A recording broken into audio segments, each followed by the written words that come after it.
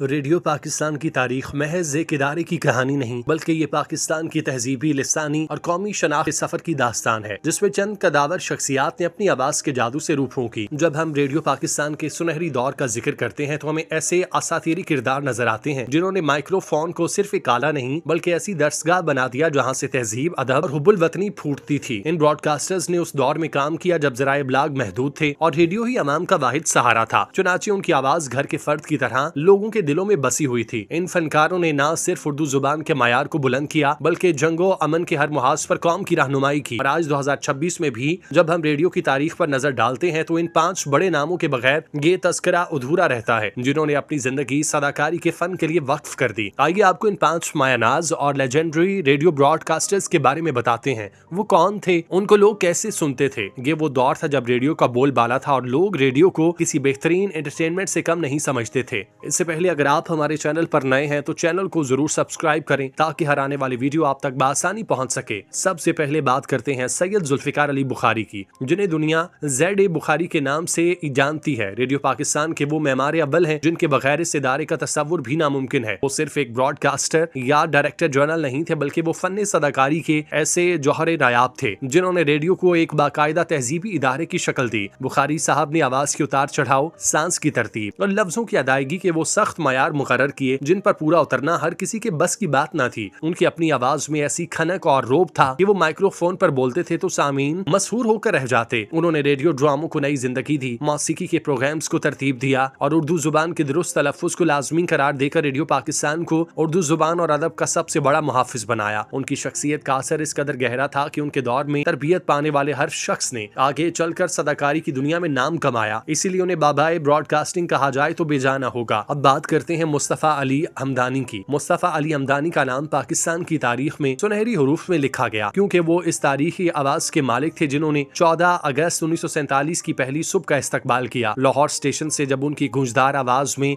ये अल्फाज नशर हुए, ये रेडियो पाकिस्तान है, तो गोया एक नई कौम की विलादत का बाज़ाब्ता ऐलान हुआ। उनका लहजा न सिर्फ पुरवकार था बल्कि उसमें एक ऐसी मिठास और अपनायत थी जो बराह रास्त लोगों के दिलों में उतर जाती थी। 1965 की जंग के दौरान मुस्तफा अली हमदानी ने अपनी आवाज के जरिए जिस तरह कौम के जज्बात को जला बख्शी और सरहदों पर लड़ने वाले सिपाहियों का हौसला बढ़ाया, वो आज भी रेडियो की तारीख का एक रोशन बाब है। उनकी आवाज में वो रोब और सकाहत थी जो आजाद और खुद मुख्तार मुल्क के रेडियो की पहचान थी। यही वजह है कि वो सिर्फ एक न्यूज रीडर नहीं बल्कि पाकिस्तान की आवाज बनकर उभरे। अगले रेडियो ब्रॉडकास्टर हैं शकील अहमद, जिन्हें दुनिया दादा शकील के नाम से याद करती है। रेडियो पाकिस्तान के वो बेताज बादशाह जिनकी आवाज की गूंज में एक खास किस्म का जाहू जलाल छुपा था। खबरें पढ़ने का जो अंदाज शकील अहमद ने अपनाया वो उनके बाद आने वालों के लिए मायार बन गया, जिनकी नकल तो की गई मगर बराबरी ना हो सकी। उनके बारे में मशहूर था कि वो जब खबरें पढ़ते तो ऐसा लगता जैसे कोई पहाड़ बोल रहा हो। उनके लबो लहजे की काट और अल्फाज का चुनाव सामीन को खबर की गहराई तक ले जाता। 1965 की पाक भारत जंग के दौरान उनके पढ़े हुए न्यूज बुलेटिन आज भी लोगों को याद हैं, जिनमें वो दुश्मन की चालों को बेनकाब करते और कौम को फतह की नवीद सुनाते। शकील अहमद ने माइक्रोफोन पर कभी भी मसनूईपन का सहारा नहीं लिया बल्कि उनकी फितरी आवाज इतनी ताकतवर थी कि वो बगैर किसी कोशिश के रेडियो के सबसे मोतबर सदाकार माने गए। शकील अहमद, जिनका असल नाम वकील अहमद था, रेडियो पाकिस्तान की तारीख के वो दरख्शंदा सितारे हैं जिनकी गरजदार और पुरवकार आवाज आज भी पाकिस्तानियों के कानों में गूंजती है। 1908 में मलिहाबाद हिंदुस्तान में पैदा होने वाले शकील अहमद ने अपनी फनी जिंदगी का आगाज आगा हशर काश्मीरी के जेर साया किया और बाद 1937 में ZA बुखारी की सरपरस्ती में ऑल इंडिया रेडियो से ब्रॉडकास्टिंग की दुनिया में कदम रखा। क़याम पाकिस्तान के वक्त वो उन चंद अहम शख्सियात में थे जिन्होंने नौज़ायदा रियासत के पहले रेडियो स्टेशन की बुनियाद रखने में अहम किरदार अदा किया और उन्हें ये मुनफरिद एजाज हासिल है कि उन्होंने रेडियो पाकिस्तान का सबसे पहला खबरनामा पढ़कर नई तारीख रकम की। उनके बोलने का मखसूस अंदाज, अल्फाज का बेहतरीन चुनाव और आवाज का असर उन्हें अपने दौर के तमाम खबर पढ़ने वालों से मुमताज करता। यही वजह थी कि वो देखते ही देखते मुल्क भर में मकबूल हो गए। चौथे नंबर पर आती है मोहनी हमीद। मोहनी हमीद जो अपनी बेपनाह मकबूलियत की वजह से आपा शमीम के नाम से मशहूर हुई। रेडियो पाकिस्तान की वो पहली खातून आवाज थी जिन्होंने मर्दों के गलबे वाले शोबे में अपनी सलाहियतों का लोहा मनवाया। रेडियो पाकिस्तान लाहौर से वाबस्ता इस अजीम फनकारा ने ड्रामों, फीचर्स और खास तौर पर बच्चों के प्रोग्राम्स के जरिए हर घर में जगह बनाई। उनकी आवाज में ऐसी ममता, शफकत और लचक थी कि वो बैक वक्त एक नन्ही बच्ची, जवान लड़की, बूढ़ी औरत का किरदार इस महारत से निभाती कि सुनने वाला दंग रह जाता। आपा शमीम ने न सिर्फ अदाकारी की बल्कि उन्होंने खवातीन की समाजी तरबियत और बच्चों की अखलाकी नशोनुमा के लिए रेडियो को बेहतरीन प्लेटफॉर्म के तौर पर इस्तेमाल किया। उनकी खिदमात के एतराफ में उन्हें तमगा इम्तियाज भी नवाजा गया और आज भी पाकिस्तान में निसाई सदाकारी की सबसे बड़ी अलामत समझी जाती है। मोहिनी हमीद, जिन्हें बरसगीर और बिलखुसूस पाकिस्तान में आपा शमी के नाम से वालेहाना शोहरत मिली। रेडियो की दुनिया में एक ऐसा रोशन सितारा जिनकी आवाज ने कई दिहाइयों तक करोड़ों दिलों पर राज किया। उन्होंने अपने फनी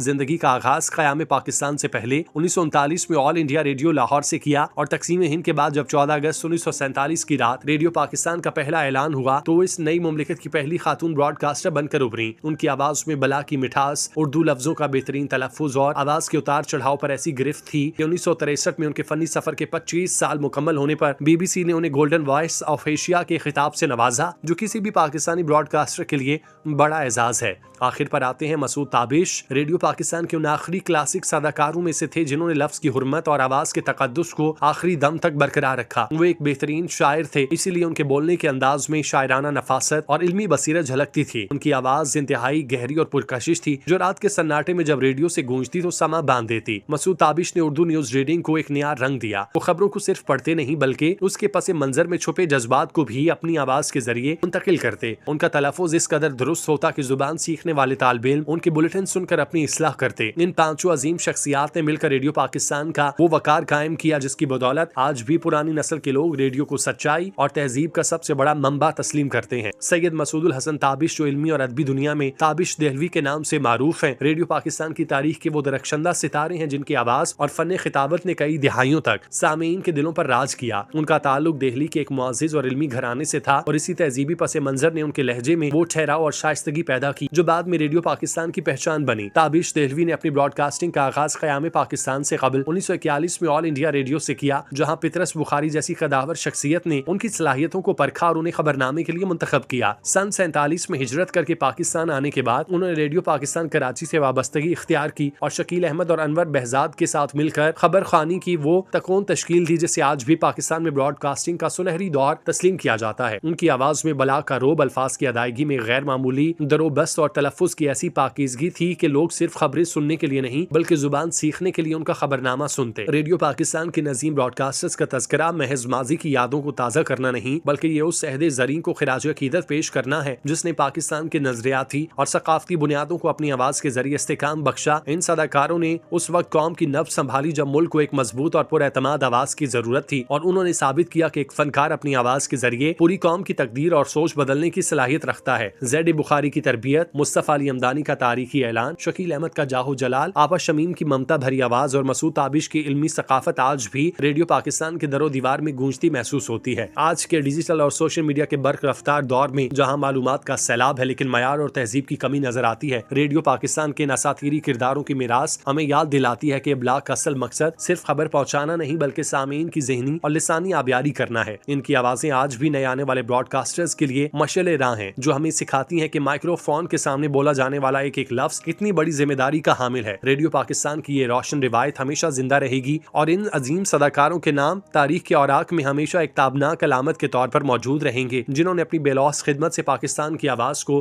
पूरी दुनिया में मोतबर बनाया।